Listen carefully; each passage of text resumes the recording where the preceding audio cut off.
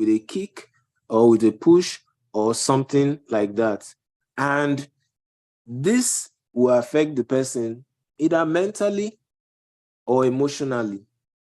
So it is easy for the person to even give up on trying to save anyone who is being bullied at any point in time. That is another thing. Then let's look at the last point there. It says the bully and the bullied can have poor development even into adulthood because of their different phases of growth with bullying and being bullied respectively. So the bully will grow into adulthood. The bullied will grow into adulthood as well. But then there is this poor development between both of them. For the bully, the person always sees himself as I'm in charge. I can do whatever I want to do and nobody is stopping me. Now, the bullied is always seeing himself or herself as, oh, let me look over my shoulder in case somebody will come and harm me, in case somebody will come and beat me up. I will not argue with this person because I'm afraid they can slap me. I am afraid they can just injure me. I'm afraid they can stab me or something like that. Or the person who has been bullied will see someone being bullied and say, it's not my business. After I was bullied, nobody said anything. So they will grow into adulthood, but their phases of growth will be different and they will still be affected negatively.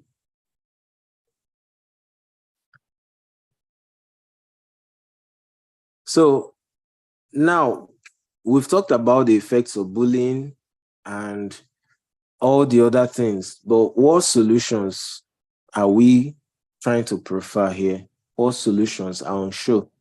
So to prefer solutions to bullying and blackmailing is a tall order, mainly because we all have roles to play in making sure that they both do not find their way into our personal lives and the academic lives of our children and learners.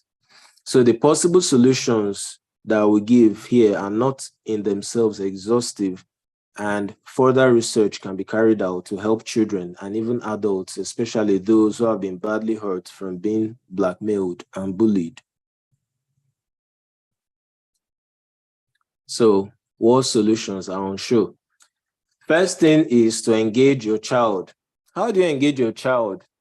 You have to make your child your best friend. You have to talk to them. You have to know what is happening around them, even the minutest of details, even the littlest of details or events happening in the life of your child. You should be interested in knowing. For teachers, get interested in your learners. Know their names. Know their names. It is very important. You know, one of the schools I taught, some of the teachers will always come to ask me, Hello, how? Mr. John. Mr. John, please, you have like 4 more minutes, please. Thank you Okay, so okay. much. All right, I'll be fast and round up. Okay, Thank so in one of those schools that I taught, some teachers will come to fellow teachers will come and ask me, they'll be like, Mr. John, how exactly is it that you know the names of all these students? You know, they'll call one name and I'll tell them, okay, it's in so class. They'll be like, how do you know that? I say, well, because I'm interested in them. And that helped me to even point out the ones that were not doing very well, the high flyers and the rest of that. And I was able to help one way or the other. The ones that had emotional problems and the rest of that, I was able to help and all of that. So you have to engage your child, know what they are all about, what is happening to them. You have to be a role model. Can they see your life and say, okay, this is how I want to pattern my life? Are you bullying their mother? Are you bullying their father? Are you bullying other students or teachers? You have to be a role model. Now, you have to get educated on everything about bullying and blackmailing. If you do not have something, you cannot give it. So you have to know how bullies come about, what they can do, and the rest of that, so that you can plug the holes immediately. Then you have to build a community of support. Parents, teachers, schools, everybody has to be involved. You cannot, just have a group, just one or two persons trying to pioneer everything. No, everybody has to be involved. Then you have to empower bystanders, those who watch bullying. You have to empower them by making sure that they stop the bully. They stop the bully and stop the bullying, and then be consistent. You can't say, oh, today I will make sure I stop the bully, tomorrow I do not do that. You have to be consistent, and then you work with the bully. Work with the bully, take the person to a psychologist, talk to them and do a lot of other things that will help them to be better. So in conclusion, we've made efforts to enlighten us on the effects of the concepts of bullying, blackmail, and depression. And we've talked about the effects and some solutions. And we hope that through some form of call to action, we can have safer classrooms, neighborhoods, families, and most importantly, society. So thank you for taking your time to listen to me. Thank you so much. Yeah, thank you, Mr. John. Thank you so much for your presentation. Though I was off and on, but that was very, very good. So we have the next speaker. I don't know if he's here. The next speaker.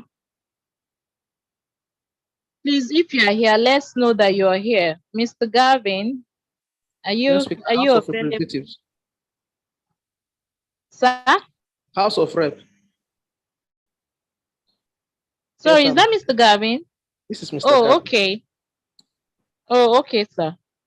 All right. So. Okay, thank you. Can everybody hear me clearly? Yes, I can hear you. If you can all hear me clearly, you can just give me a thumbs up, please. Thank you.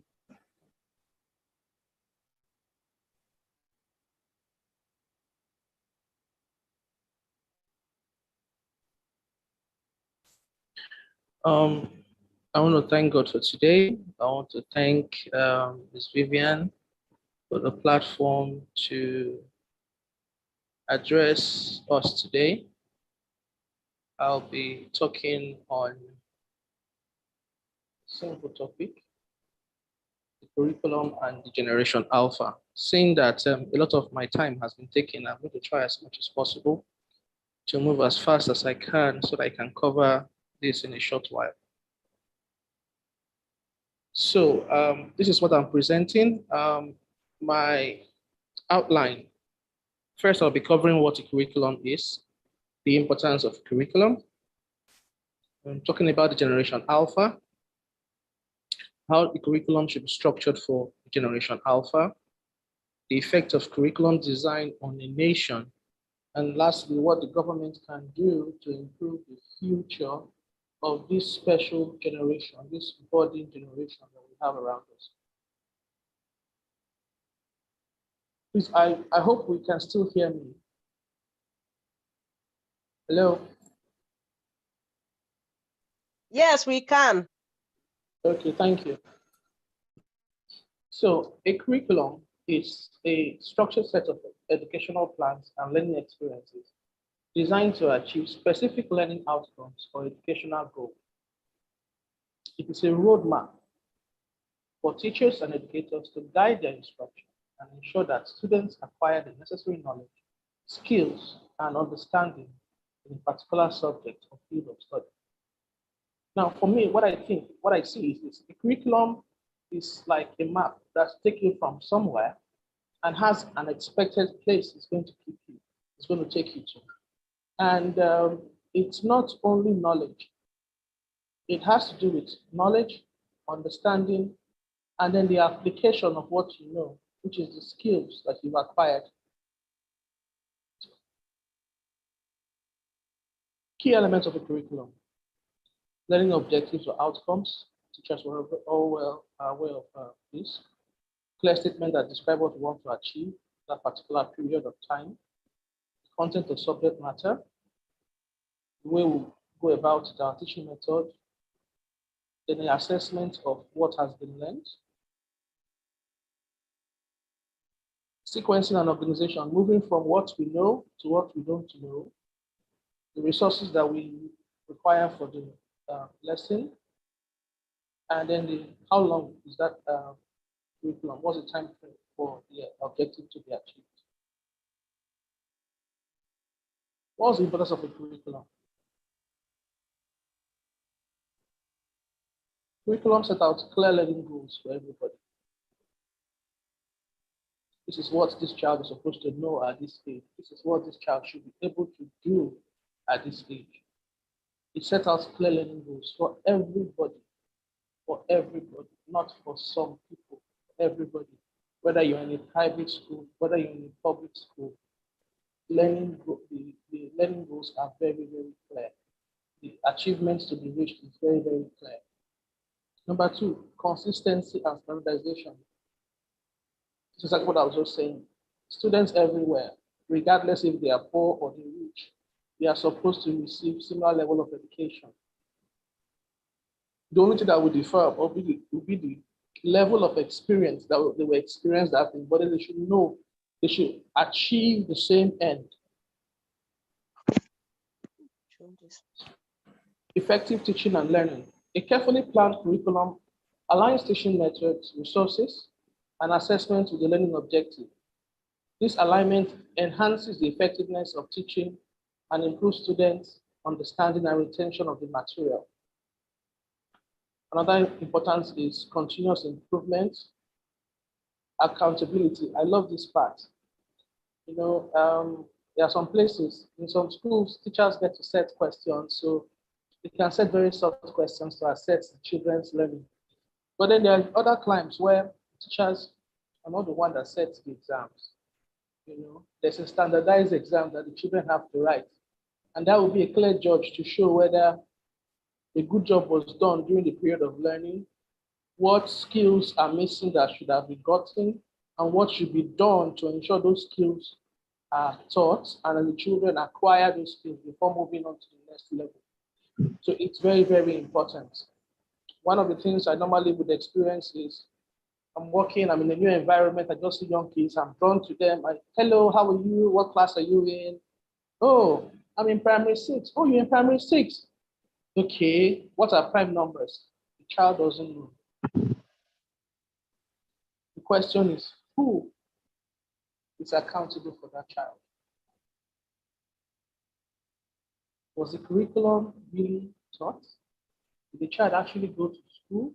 Did the child go to school? Who did measure to check that the thing the child is supposed to learn, that the child did actually learn them? Another importance of the curriculum is preparation for future challenges. These days, the curriculum is more dynamic because the world we're living in is changing and adjusting every day, sometimes for good, sometimes for bad. But it's supposed to help the children prepare for future challenges.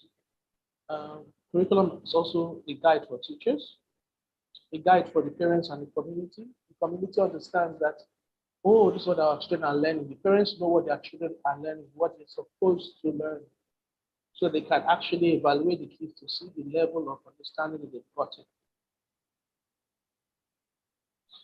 Another important part is curricular integration, where math is not just taught as math, but math can be integrated into everything, into ICT, into humanities, into literacy, and then the children know how to connect one thing to another, not learning as a subject as a standalone and then finding it very difficult to connect the dots.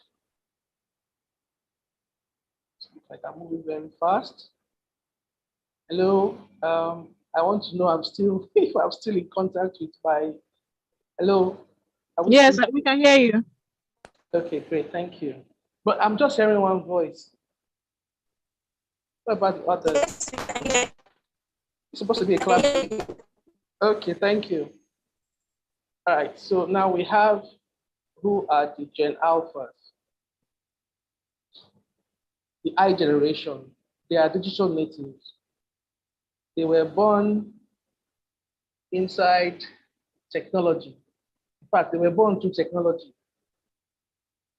Unlike most of us who grew up, we saw black and white TV. I know I saw black and white TV when I was growing up. Not everybody had TV. But these days, the children have monitors everywhere. There's a widescreen, there's a tab, there's a phone. They are seeing things everywhere. Generation Alpha it's a technology generation.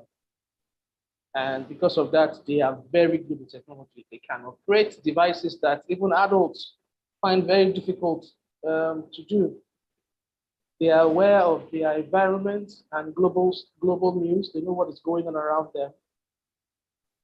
They understand diversity, and they are actually more entertaining than the previous generation. They have short attention spans, and that's because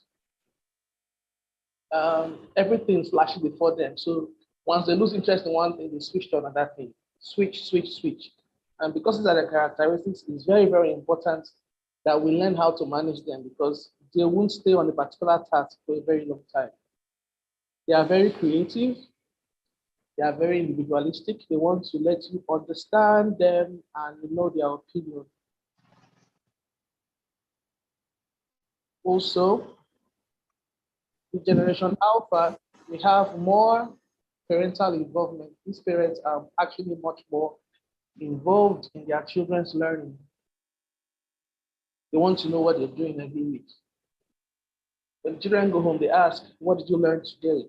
These parents are actually much more involved, unlike the previous generation. They are conscious of their health. They are also conscious of their environment. They have early learning opportunities. That means they start learning a lot of awesome things at a very, very early age.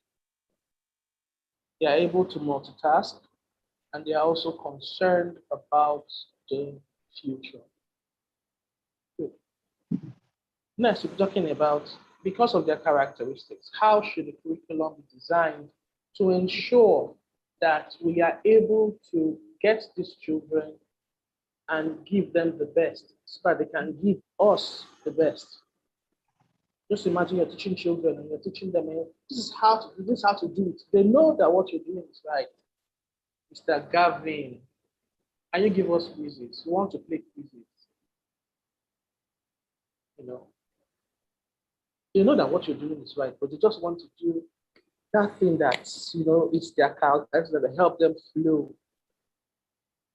So a lot of teachers, if we're not tech savvy, it's going to be a lot of problem teaching the children. They would easily lose interest in what we are doing. First one, emphasize digital literacy. Since these children, they know a whole lot about technology, we should make sure that technology is inside the curriculum. That means when we are planning, we should plan along with technology we can use to teach this so that the children will relate better with the learning. We should also blend this technology with traditional learning. Obviously, children still have to write to express themselves, which obviously is traditional and will always be there. So we must learn how to blend. One of the things I'm thinking about doing this in turn is, if the children have a story, creative writing exercise, they would first of all do that creative writing, maybe on an online platform, and then they transcribe it into their notes. So there should be that blend between the tech and the traditional method of learning, so that we still keep the two. We can't throw writing away, which is very, very traditional and should be done. Also, focus on creativity and problem solving. One of the ways I want to do this is, for example, mathematics. If on Monday, Tuesday, Wednesday, I've taught the topics for that week up to either for Thursday or Friday, I will engage the children in problem solving. In problem solving, it will be that same topic that is related to real life problems, where the children have to apply what they know to solve real life problems. And then there we can see how they are putting themselves, their mind together, thinking critically to solve problems in groups. Another thing with Generation Alpha is specialized learning paths. all of them don't learn the same. Some children can just learn by watching you. Some children are not interested in watching you. Just play a video for them. They will just look at the video, study the video, and they ask them, and they give you everything that that video has just shown them. So we need to understand our kids and plan in such a way that each child doesn't get lost in the process, that they're able to get the objective that is supposed to be achieved at the end of the day or at the end of the week. Global perspectives. Yes, so these children are actually exposed to a lot of things that happens in the society. Not like those days where things happen, children don't know. Children just stay in the house, stay in the house. These days they get access to information, they know about all these things. So it's best for us to get them ready. So one of the things I've told myself is sometimes maybe the picture we give them is so small. The children are asking me, why should I study math? Why should I study English? But then if we begin to look at the Millennium Development Goals, the Sustainable Development Goals, and we push it out to the children, and they begin to see how they, as individuals, can help solve world problems, and then tie how the skill they are learning now can be used to solve such problems. I'm very sure they will be much more motivated, without you telling them what to do, to push themselves to learn what they're supposed to learn, because they are very, very interested in the world they're living in and solving the problems in the world. So that also covers environmental education, developing critical thinking.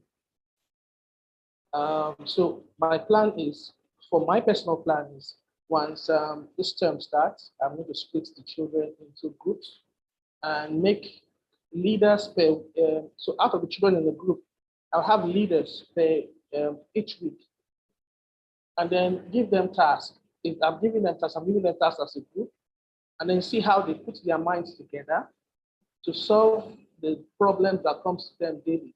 While they're doing this, they will not only be developing their critical thinking skills, they will also be developing their soft skills, which has to do with things like grit, collaboration, adaptability, emotional intelligence, knowing what to say, when to say it. One of the things I've not really had time to do is also to engage the children in debates. Sometimes it's difficult for kids to reason why this should not be this, why that should not be that. So when we involve all this, we are actually going to engage the children more. They're going to like school more because they are going to be thinking more critically. And then we're actually bringing out things that would motivate them, push them to become the future leaders that we want them to be. Encourage entrepreneurship. Set up programs that can help the children and see the value of creating something, like making slippers, selling it, making juice, even if it's a math class. Let's make this. In science class, let's make this. They make it. There's a mini market. People come in, they sell their product. They can begin to appreciate all the skills, and the kind of world that we're living in today. Another important thing is teacher professional development, where teachers begin to develop themselves. I can re-emphasize the fact that if a teacher is not tech savvy today, I don't understand the generation of children that are actually going to be teaching. So you can't teach generation alpha, the I generation, without being technologically savvy. Even in my current class, the children want to talk, oh, Mr. Calvin, let me help you, let me help you, let me help you. Let me show you how to do it. They are very, very proactive in that aspect. So teachers should actually develop themselves to ensure that they can actually deliver when they are interacting with the kids of these generations. Yes. What is the effect of curriculum design on the nation? So while I was planning this, a thought came to my mind that, okay, we know the curriculum is actually written out, it's structured, it's written on the paper. These are the objectives you're supposed to meet. But I'm like, oh, there's another form of curriculum that we normally don't talk about. It's not really written, but we see it every day. It's being carried, and that's culture. That's culture. Culture is an unwritten curriculum. Just as we have what the children are supposed to achieve at this age, there is a culture, the unwritten one, that is actually also structured. And sometimes these children are the ones that teach other children that other aspect of the culture. So we have to be very, very careful that the curriculum we're deploying is a curriculum that actually does interest the children. If not, these children are going to learn the other curriculum that is not written and develop more interest in that curriculum, and then give us some things that a lot of us will be really shocked, like, what? This child can do this, you know? I'm not saying this in a positive light. So let me digress a little bit. Sometimes I watch K-drama, Korean movies. But while watching these movies, you see a lot of times that these people, their culture teaches them to be humble. Humility is there. It's not as if people will not misbehave.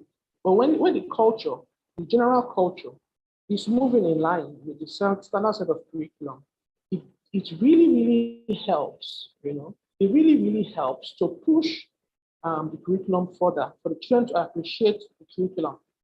You can imagine that somebody follows the curriculum, gets to university, and somebody says, why should I go to university?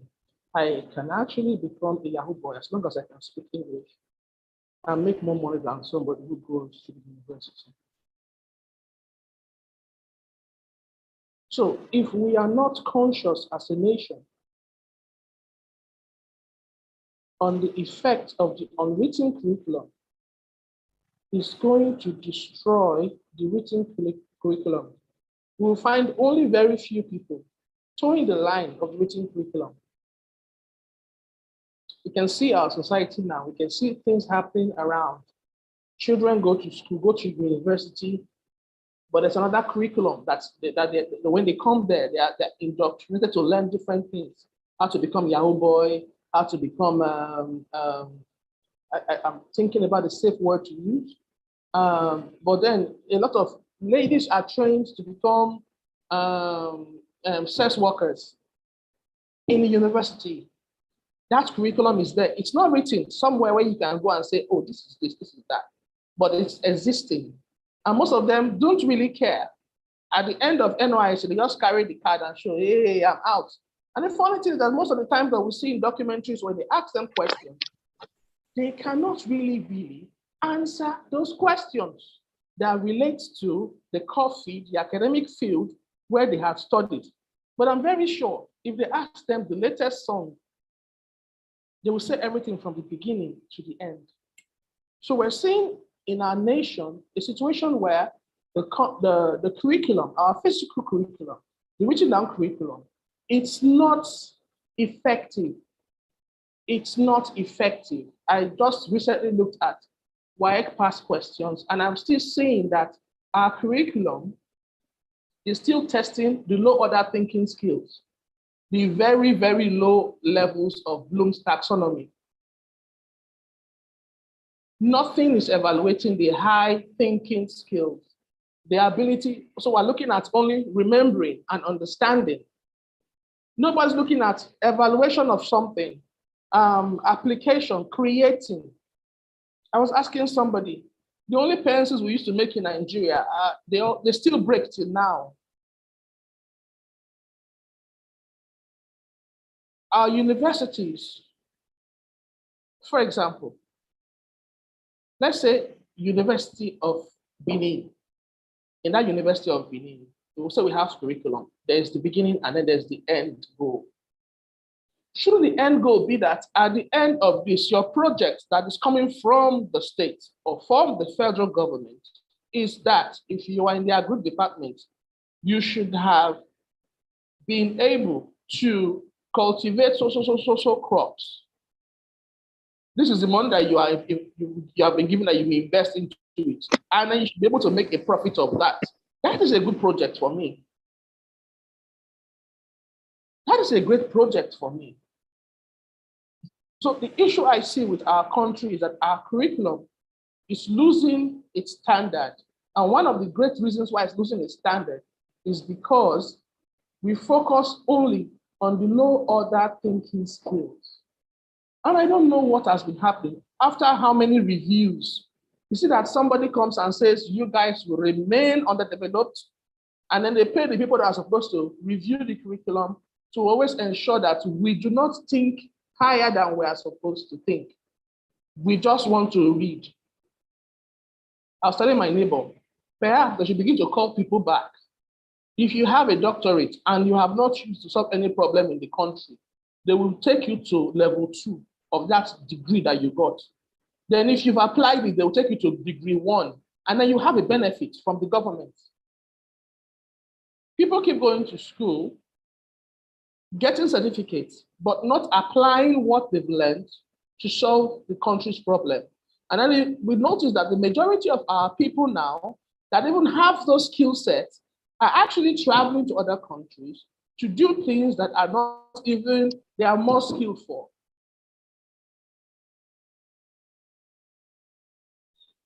Ladies and gentlemen, it's a big problem. It's a very big problem. A good curriculum should foster national identity.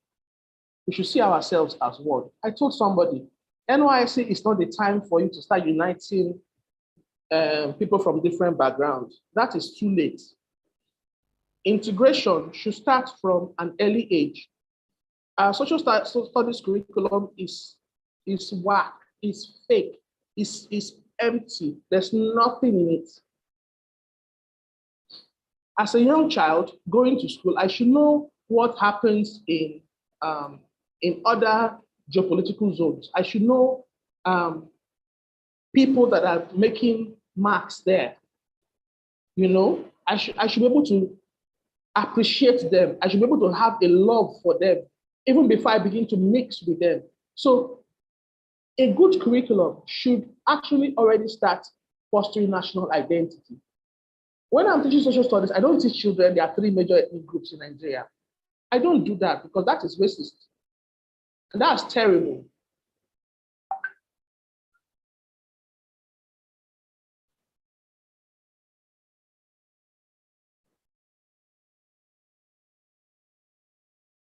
So, a good curriculum will foster national identity. At a point, I was telling myself, are you sure if you get to a point, people will not sing the national anthem anymore, the way Nigeria is going? A good curriculum should promote unity and social cohesion. You should not say one is better than the other. I can never teach children, oh, Igbo, Yoruba, Hausa, and the rest don't matter. I can't teach them that. A good curriculum should teach us about civic responsibility, how we should be responsible for ourselves, how we should look out for each other. Good curriculum develop critical thinking and problem-solving skills. Not just to write, not just to remember. What problems are we solving? All the schools will be going to university, master, degree 1, degree 2. What problem have we solved with this? What problem can they say, so person solved this problem in the country? He found a better way to do something in the country. Good curriculum, focus on sustainable development. I traveled from Lagos to Abuja. Then I looked at Abuja, and recently in the news, somebody died. The man was swept away by flood. I'm like, people have been in this community for a very long time. Can you not find a sustainable way to live that this slope, they know it's going to rain, it's going to flood? Is there no way that I've been living in a place for the past 20 years, and I cannot find a way to make life better, to live peacefully in my environment? is it that a good curriculum will prepare a skilled workforce. A skilled workforce, not a workforce of people who can dress and look fine and go to work. They have skills to solve problems. They are critical thinkers. A good curriculum will nurture future leaders. We teach the children leadership. Teach the children leadership. Oh, so this week, you are leaders for this social group. Let's see how well you lead. And I will report on, this is showed good leadership skills. This person is not showing a lot of good leadership skills because of A, B, C. A good curriculum should address social challenges, even religious challenges. We look at the news today, we just see people killing each other, people dying every day. A good curriculum should solve all that problem.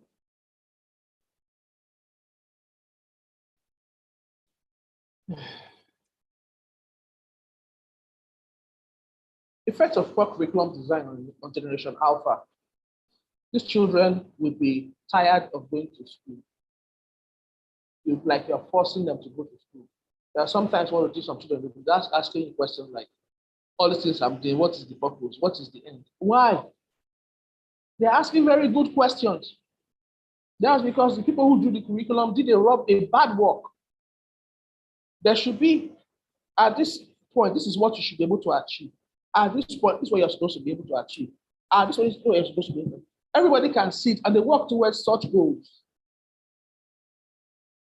And then if Generation Alpha begins to not like studies, not like school, what will happen to them? We know that it is well. Well, number one, they will not be equipped for the environment. They will not be creative. They will not even pay attention in learning. They will not know what is happening around them. They will not be prepared for the future.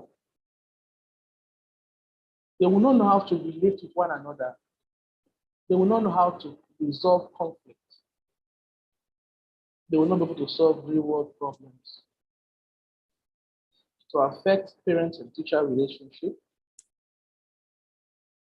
And then the worst part, educational inequality, like we saw during the election process, where people wanted to vote, but when somebody brought out the card of ethnicity, people threw away reason and decided to vote for tribe.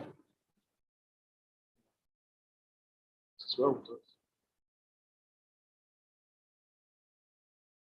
The Nigerian government and the curriculum.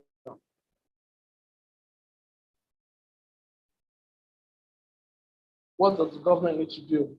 They need to review and update our curriculum. They should change it from focusing only on low order thinking skills. Children, even in the secondary school, should have targets, what they should be able to do. WAEC should adjust. They should all adjust from only what I can remember and understand to what I can do. And stop killing the children and keeping them in one spot that they cannot pass exams. Because there are some children that may not be very good with that aspect, but also they are good with making things and fixing things. Can that also be a way of evaluating the children? We should emphasize STEM education. Government should foster creativity and innovation. So there are NGOs. How about going to schools, organizing competitions from one environment to another environment, where the children actually putting STEM and creativity into action, you know? Even from primary school to secondary school, push the children. Let us think. We are not UK, we are Nigeria. We have a different environment. Our curriculum should be structured to solve our problems. Yes, while math, English, and science is great, humanities should be structured in a way that it relates to us as a country to solve our unique problems. The government should integrate digital learning. When we're saying the government should do digital learning, it's not only, it should not be only in private schools. It should also happen in public schools to create a platform where children in public schools can use this, because we've gone beyond this level now. Engage children in global perspectives and cultural awareness. Focus on soft skills. Incorporate environmental education, teacher training and professional development, parental involvement, promote research and innovation in education. Yes, yes. Evaluate and monitor progress regularly. Address infrastructure and resource gaps. Thank you, everybody, for listening to me. Any feedback before we move on, please?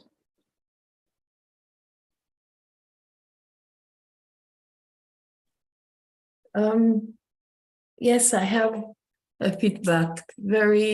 Thank you for the session. It's just as you put it, we need to work on our curriculum. I've also, my years of teaching and being a head of school, I've had issues with the social studies curriculum. For instance, the family role is still as traditional as it is. I understand, yes, we have traditional roles, the old roles of family members, but things are changing now, and the children are, are kind of resisting. We're confusing them in a way, because the smart ones will say, well, my mom doesn't cook.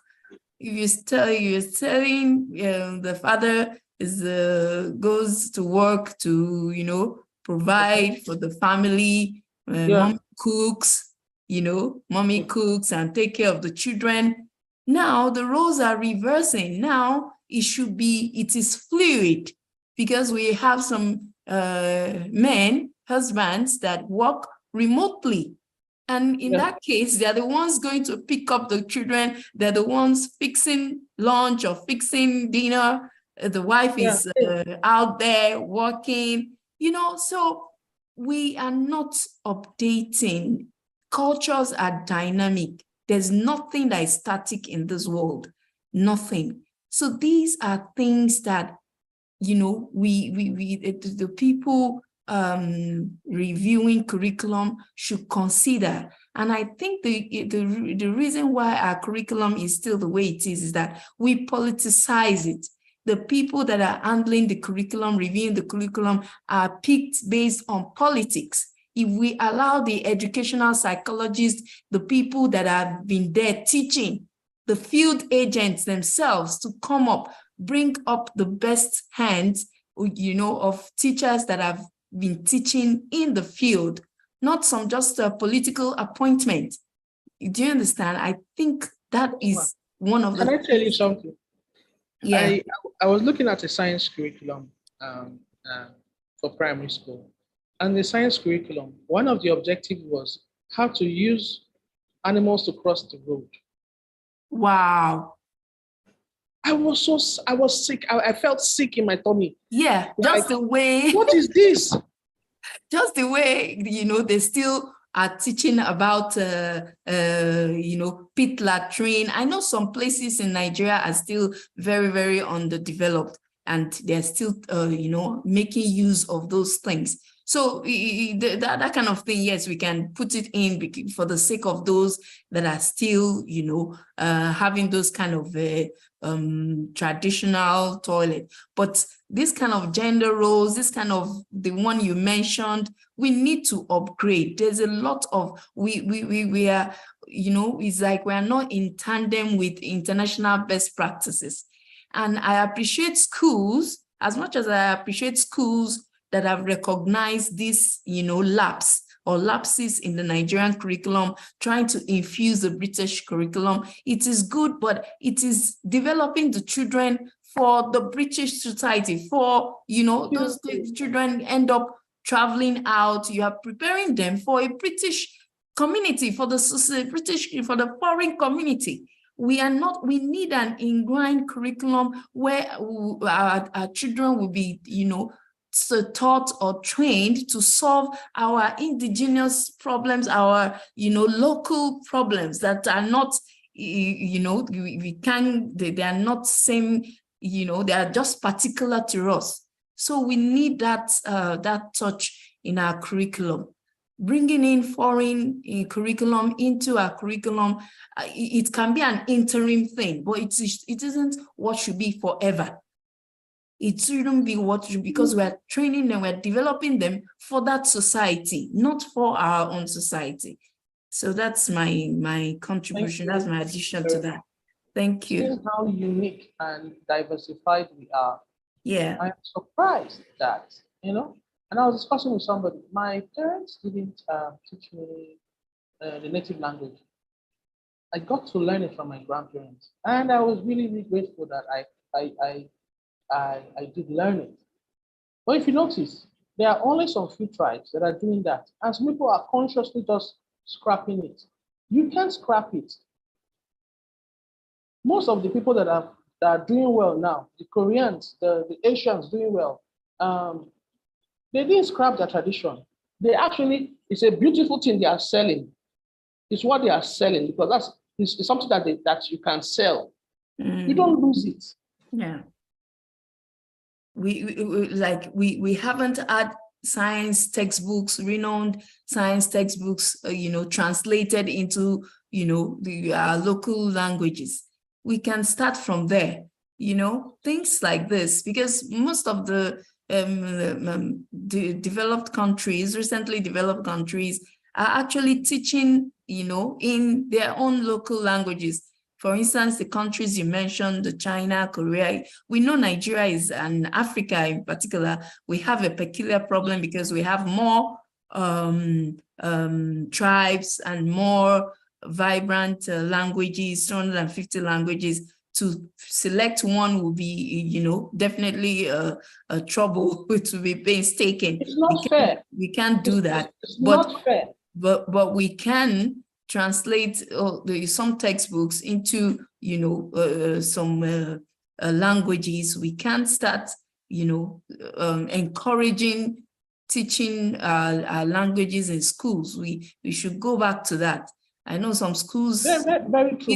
It's even difficult now getting Igbo teachers, getting Yoruba teachers. They are really, really.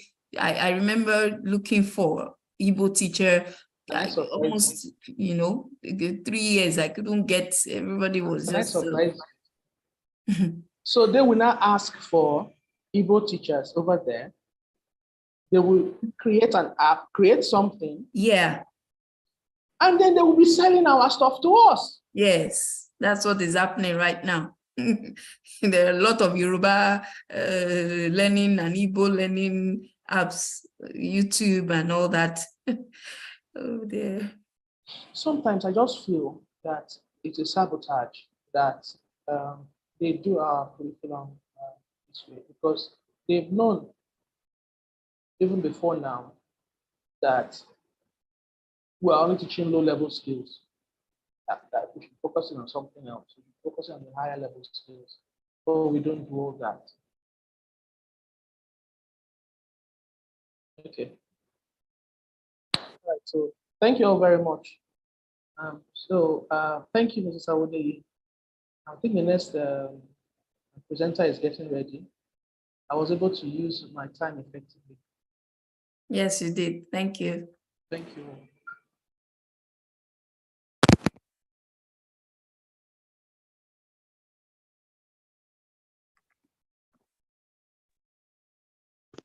All right. Good afternoon, everyone. Good afternoon. All right. I was just listening in. That was really a very interactive session rather. And then I think I picked up 1 or 2 things from that session. Yes. And I will just add this. When we begin to teach our own culture, our values will change.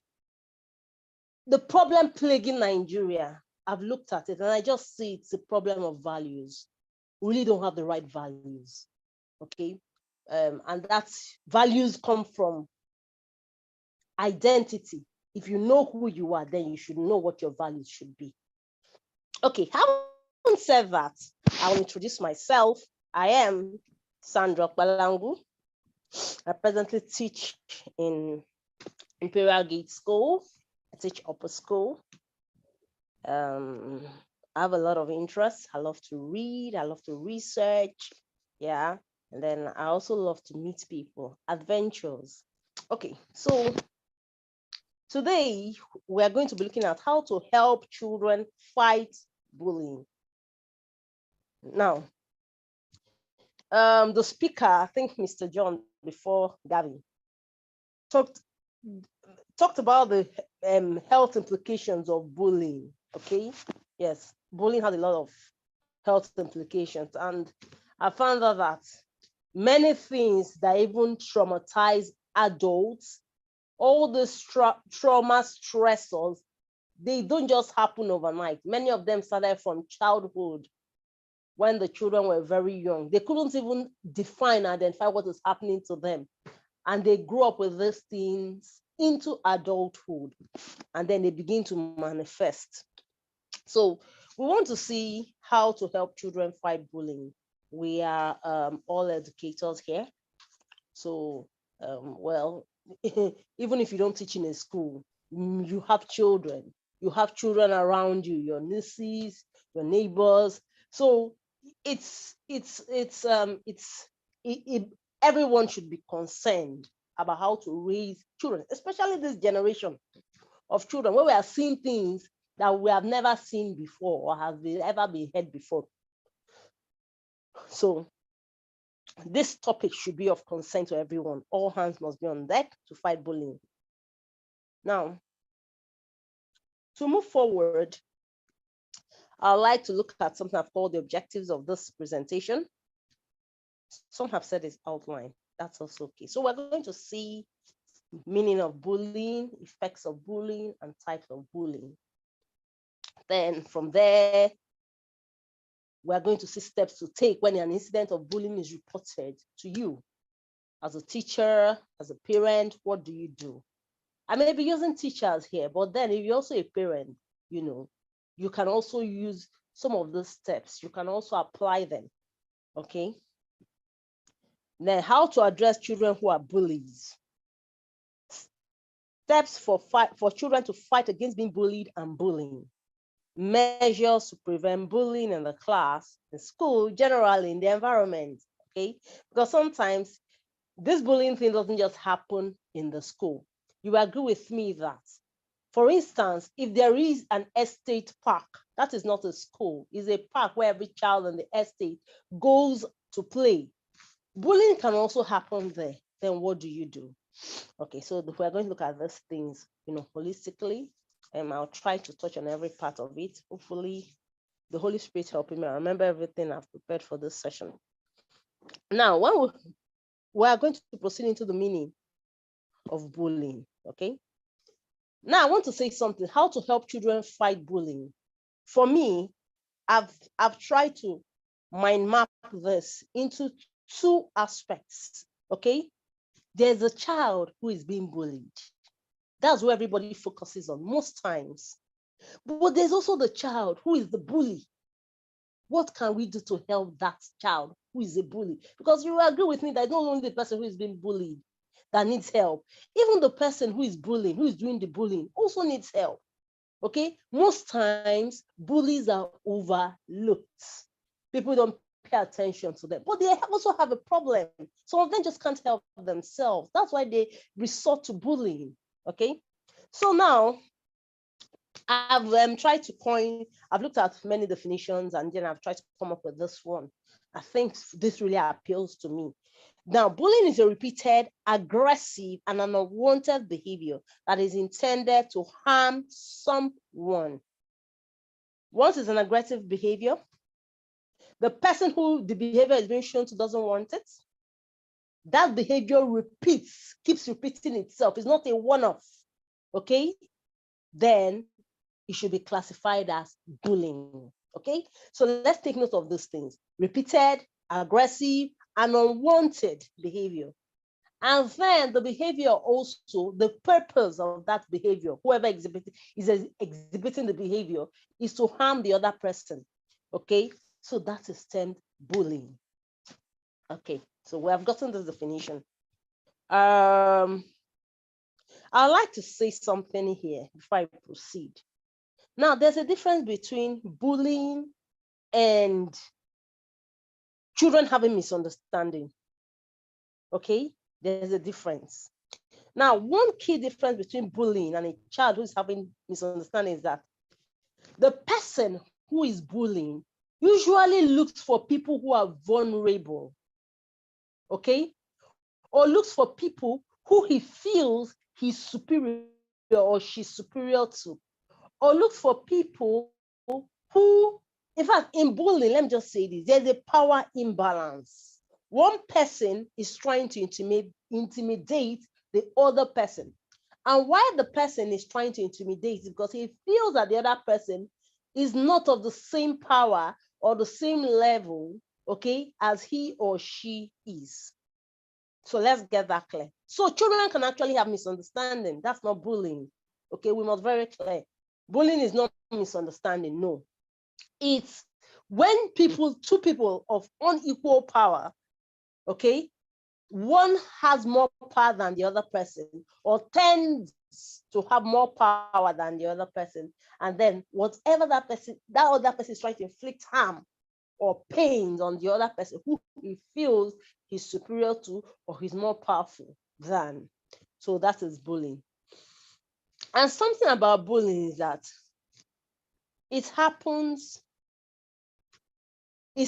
from, preschool age, and then it can go on. Even right now, you can even see bullying. Adults are even being bullied. Okay, I'm going to come to that. So now, we have looked at the meaning of bullying. So I'm proceeding to the next slide. And here we're going to be talking about types of bullying. Now, bullying has been categorized into 4. The first one is verbal. Now, what verbal bullying has to do with anything like when you threaten someone, I'll deal with you, okay? I'll kill you, I'll hurt you. Anytime a child verbalizes or speaks out something that he's saying to threaten or that he wants to use to harm another child, that is termed bullying. Okay, name calling, teasing. When you tease people and they say, oh, I don't like that, and you go on doing it. Remember, bullying is a repeated behavior. Hurtful comments, hurtful and insensitive comments. Why is your eye like that? Your eye looks like the eye of a fish. Your head is too big, and this repeats itself. It's bullying. Yelling, when you yell, stop. Anytime you want to speak to a particular child, you must shout at that child. That's bullying. And mocking someone, mocking another child, inappropriate comments. All these are bullying, verbal type of bullying. Now, the next one we have social bullying. Okay, I think let me do physical before I do social, please. Now, physical bullying, spitting on someone. Now, it's not a one-off. You are doing it. Okay? Examples, hitting another child, pushing that child, shoving that child, pulling the child's hair, punching. Now, the child wants to pass. Anytime he wants to pass, you put your leg out to ensure that the other child trips. Kicking a child. Even stealing from a child, that is bullying. The child brings his snacks, you steal it. His pencil, that another child steals it. And this bullying thing, you remember, is repeated. So if it's repeated, it's targeted at a particular person or a particular group of persons.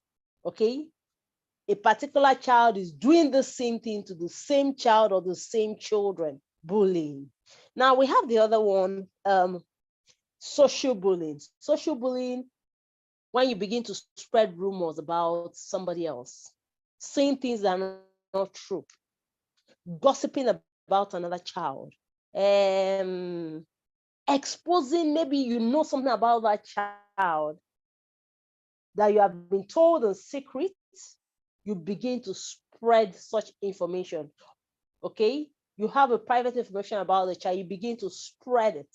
And remember, the aim, the goal, the focus of bullying is to cause harm.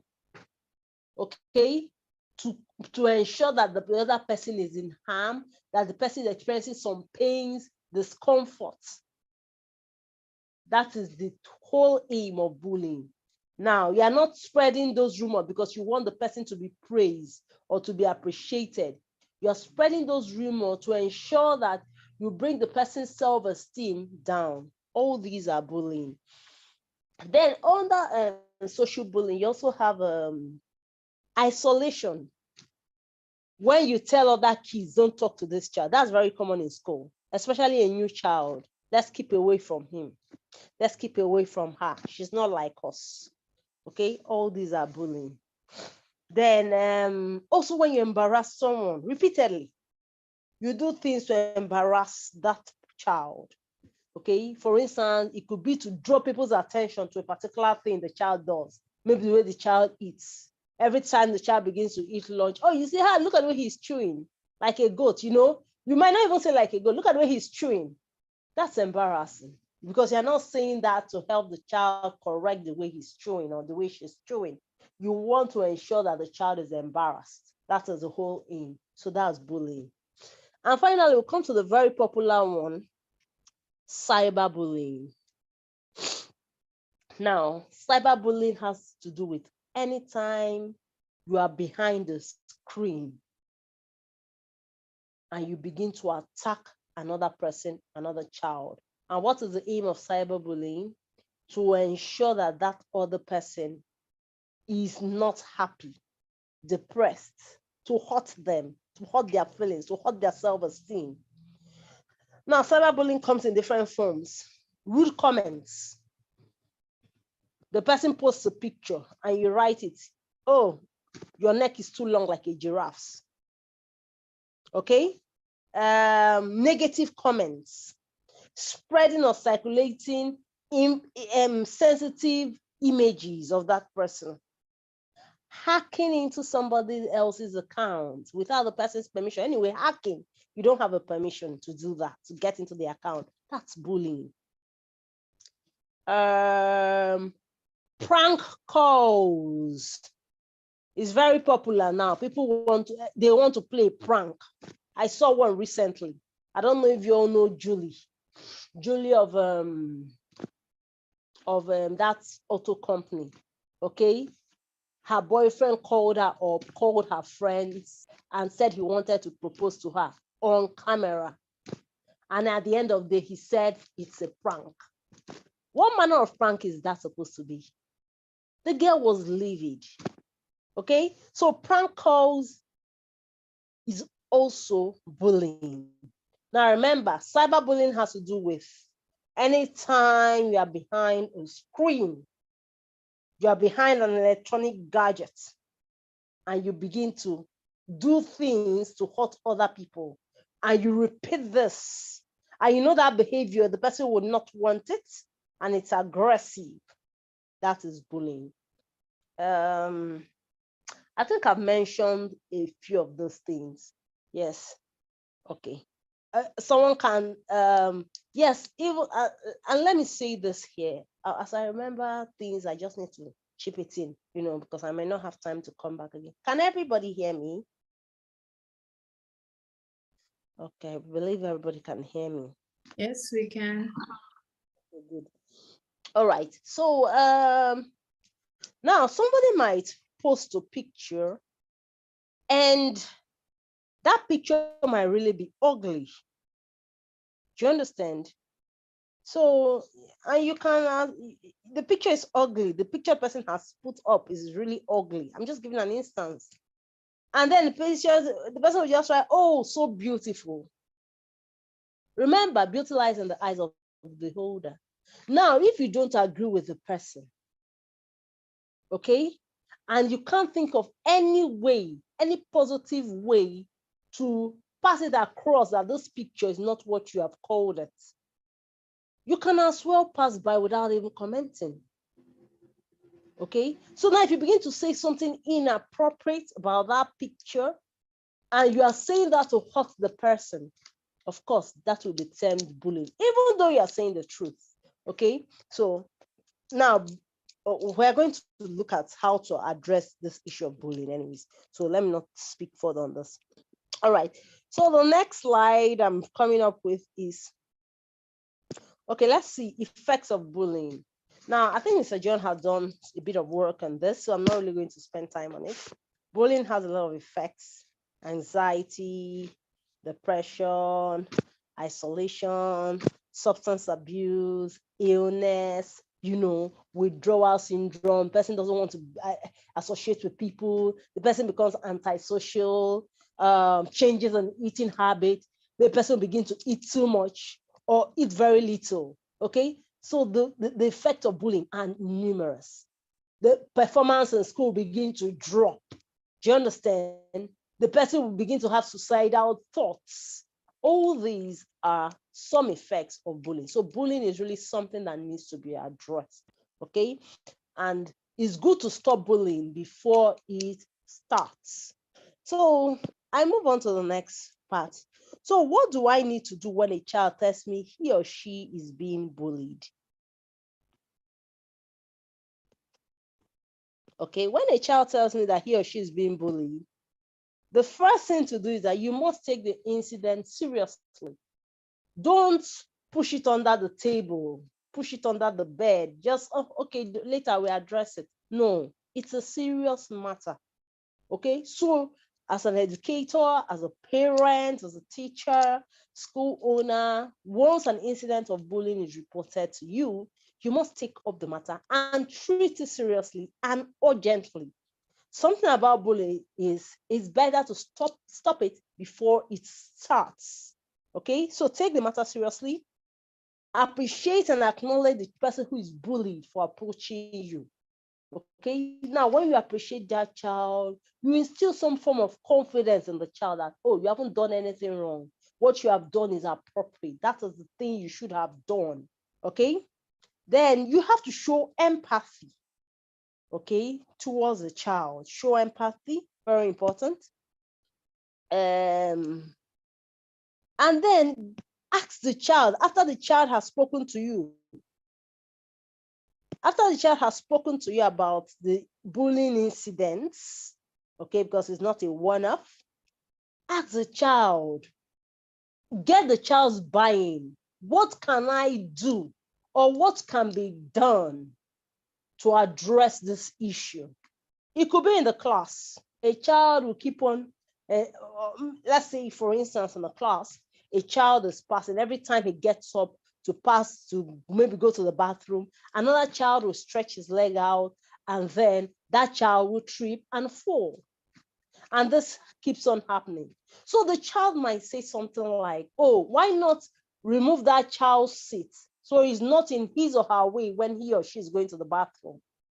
Do you understand? So try to find out from the child, what do I do? How do we address the situation? What can be done to make you feel safer?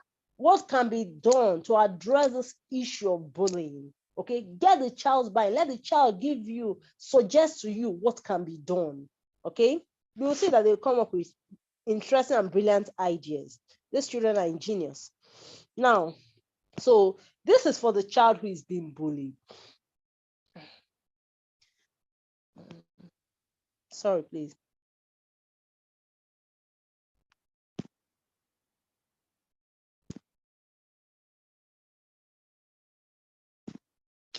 Okay.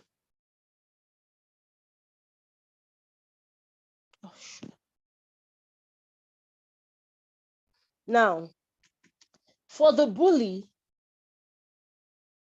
what do you do for the child who is the one bullying now, doing the bullying, or the children doing the bullying? Now, you have to talk to them. If there are several children involved in this, talk to them separately. Get the account of what happened. Okay, it's important to talk to them because, and when you talk to each of them, especially if it's a group that is involved, you are going to get different accounts. Talk to them separately. Don't talk to them together. And when you get all these accounts, you can now sieve and decipher which information is actually true. Okay, it's very important. Talk to them separately so you're able to establish which information is true. Remember, especially if there's an incident where you are not there, you can't really tell who is saying the truth or who is not. Now, I've had to deal with issues like this. A child came to me one time in school and said that while they were at the playground, a girl, she came to me and said, while they were playing during recess, a boy slapped her. Oh, and I asked her, he slapped you? You know, I was livid because how can a boy slap you? So I said, one who were there. She mentioned all the names of the children there. And I called each and every one of them. Come, tell me what happened. In fact, they began to retell the story. It happened that the girl was actually the first person who slapped the boy, and the boy retaliated. Of course, if you slap a child, the child is definitely going to retaliate. But she came with just the account that the boy slapped her. And I was like, oh, how did that happen? Not knowing that she was the one who started the slapping. Okay, so you must talk to all of them, get the account of what happened before you go further. Now, while you are talking to them, avoid yelling, avoid criticizing them, avoid blame. No blame games. Just hear what they have to say. Okay? Because you are open-minded to what they are saying, okay? Encourage them so that they can be honest. Do you understand? Then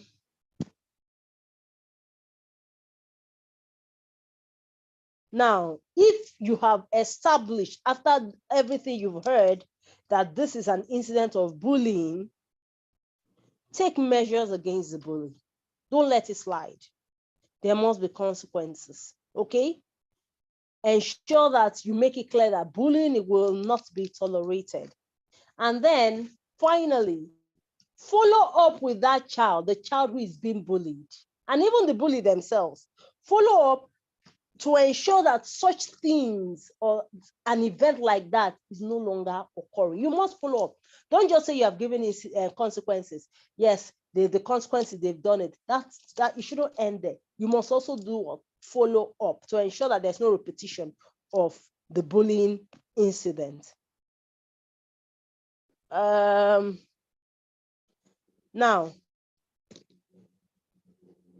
I want to also talk further about now, this is an incident of bullying. Now, how to address children who are bullies. Okay, I've talked about it.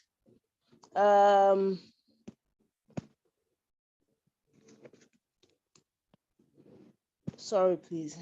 Okay. Oh, this is it. Okay.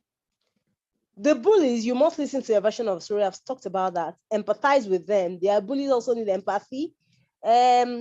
Suggest, identify what they did that was inappropriate or unacceptable. How did they behave? What did they say? Which of their actions was inappropriate? Which of their actions was unacceptable? Then take them through that person's feeling, the other child's feeling, how the child is feeling. Okay, take them through that child's feeling. By that, taking them through the feeling of the child who's being bullied, they'll begin to have a sense of empathy. And then it's like making them see what they have done that is wrong, why that child is not happy with the way they have behaved. Then suggest alternative ways, things they can do, okay, to things they should have done instead of what they did. It's also important teaching them to communicate effectively. Some bullies don't know how to communicate effectively. Like, for instance, I've given the incidents of where someone posts a very ugly picture online. The picture is ugly, yes, but the person is seeing it as a beautiful picture, okay? Now, if you cannot say anything positive about that picture, or anything you say about that picture is going to hurt the person's feeling, let it slide. Don't even comment, okay? Whatever you have to say, keep it to yourself if it's going to hurt the other person. So they also have to learn how to communicate effectively. Then restitution. If the child has broken another child's pencil and kids break it, remember, it's a repeated aggressive behavior. You break a child's pencil, then you must pay back, bring a pencil to school for that child. If you stole a child's biscuit, then you must bring biscuit to replace the one that you stole. Okay? Then identify, commend, and reinforce any positive behavior. Yes, the bully, once the bully begins to show positive behavior, identify those behavior, commend them, so that the child can continue to behave in that way. Okay, it's also important to bring in the parents of the bully into this session. They shouldn't be left out. They should be informed of what they are doing, of what their children or ward is doing in school. Now, if you are prone to being bullied, how would you fight bullies? Children who are prone to being bullied, what are you going to do when you are being bullied? What do you do? As a child, if someone is bullying you, okay, you have to first of all identify that this is bullying. Once that person keeps repeating that behavior, it's not a one-off. Or the person will say, hey, see your head, in class. Or the person just shoved you just one time. Maybe the child was trying to reach something else, and to reach that thing, he shoved you. He just did it once. That's not bullying now. So children must be able to identify what is even bullying in the first place. So they have to know that bullying is when that behavior is being repeated, then it's bullying. Then they should learn to walk away, ignore, or isolate themselves from the bully. Once you have established, as a child, you have established that this is bullying, this is an act of bullying. Either you ignore the bully. For instance, if he's fond of calling you a certain name you don't like, either you ignore the bully, or you walk away, or you isolate yourself from that bully. Limit your exposure to the bully. Only go to the bully when it's just necessary. And if you can do without having anything to do with the bully, cut off totally from the bully. Establish and set clear boundaries. Around the bully, you must establish and set clear boundaries. This is, I don't want this. Let that child know, I don't want this. I will not tolerate this. Okay? You must be firm. To stand up to a bully takes courage. And if this bully keeps on repeating the same thing to you, communicate to the bully the consequences of his or her action. If somebody if a child is fond of calling you another child a certain name you don't like, tell the child that he or she should stop, or you report he or she to the authorities. Make sure the child knows the consequences of what he or she is doing, the actions you are going to take. Okay? And you must stand up to the bully. Standing up to bullies, of course, I've said it earlier, it needs courage. Then finally, as a child who is being bullied, the child must speak up. Don't keep it to yourself. If this thing keeps repeating itself, don't keep it to yourself. Speak up and report. Report to your parents, report to your teachers, report to the head of school, report to somebody you can trust, a trusted adult. Okay? Report this act of bullying to that adult. Then measures to prevent bullying in school. How do we prevent bullying in school, in the class, in the school, in the home? First of all, there should be an awareness about bullying. Everybody should know about it. Teachers, facilitators, school owners, parents, educators, everybody should know about it. In a school, in the class, let there be posters, at least posters of the meaning of bullying all around. Let it be well known that these are what bullying can cause. This is the meaning of bullying. These are the effects of bullying. This is what you can do. Let there be a total awareness about bullying. Okay.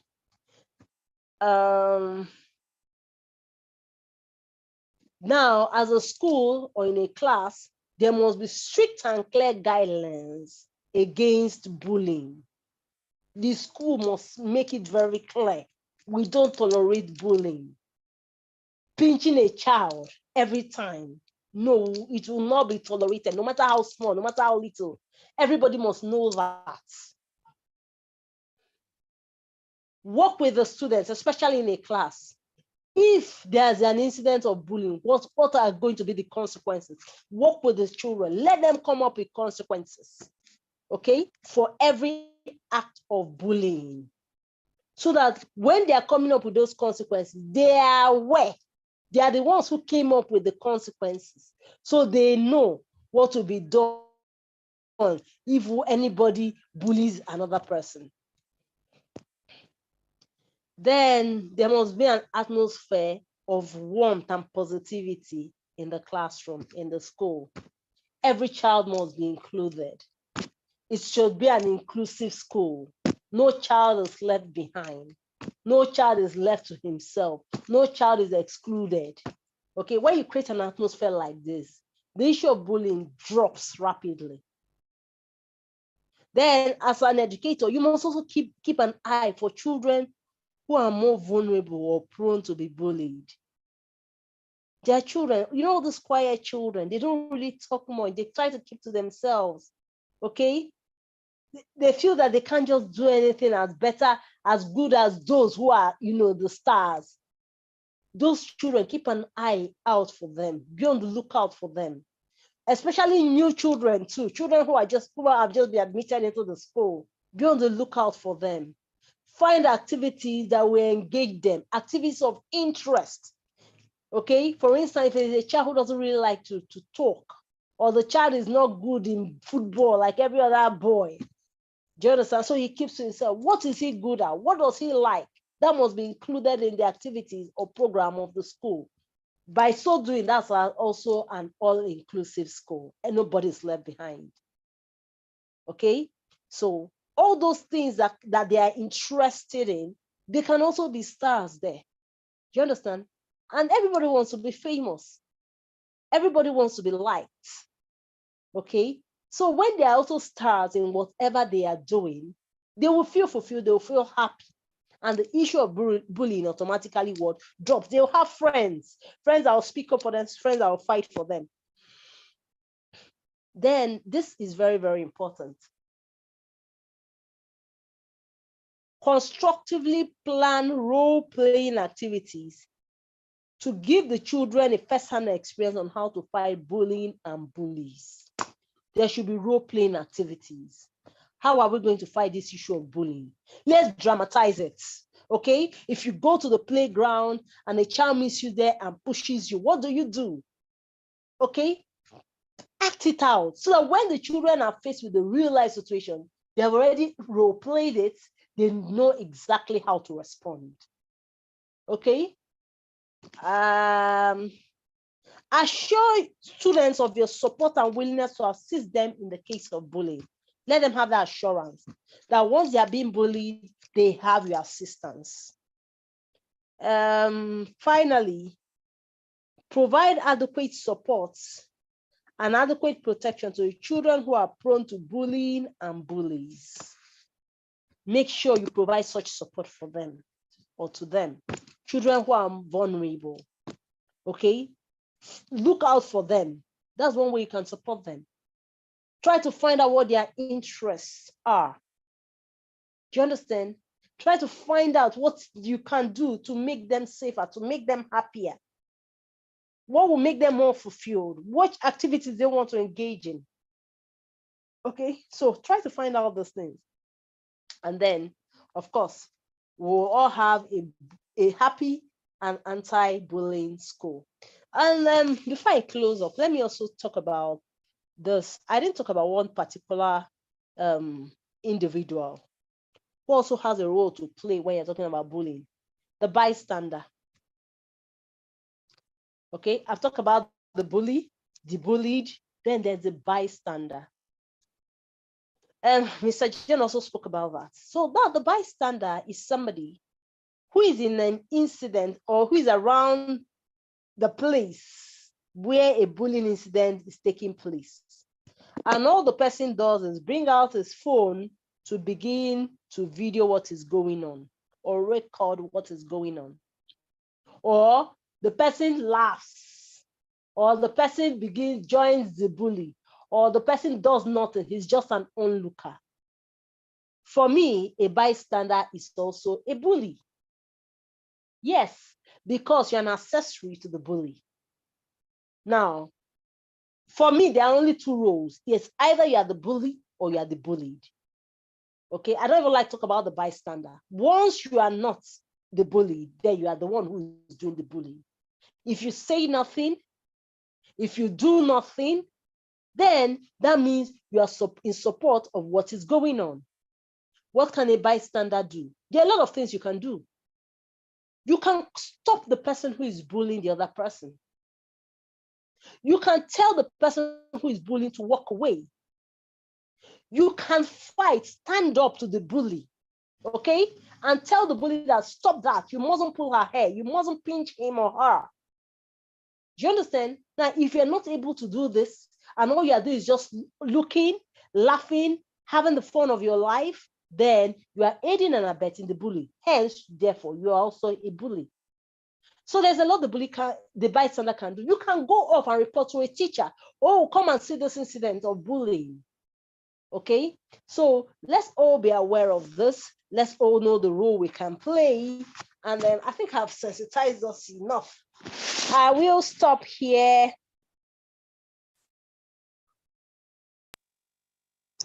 Okay. Well done, Sandra. That was a very beautiful presentation, trying to let us know more about bullying and how we can help ourselves. Thanks so much. How we can help our children, even adults. Yeah. Believe adults also need this. Yes. All right. Thank you so much. So, the next speaker, I don't know if he's around. That should be Mr. Wale. Mr. Ladi. Mr. Ladi. Mr. Ladi. Yes. Mr. Ladi is our next speaker.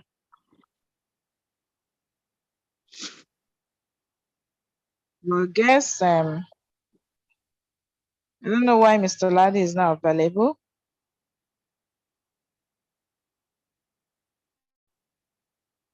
So maybe we'll just take a break. It's till 5 o'clock. Yes, Mr. Ladi is coming by 5, so we are gonna have a break. Okay. Okay. Yes. So we'll come back at 5, right? Yes, please. We're going to be back by 5. Yes. Thank you, everyone. Though I'll still stay here. All right, thank you, V. Yeah. Okay. All right then. Bye. Stay, yeah.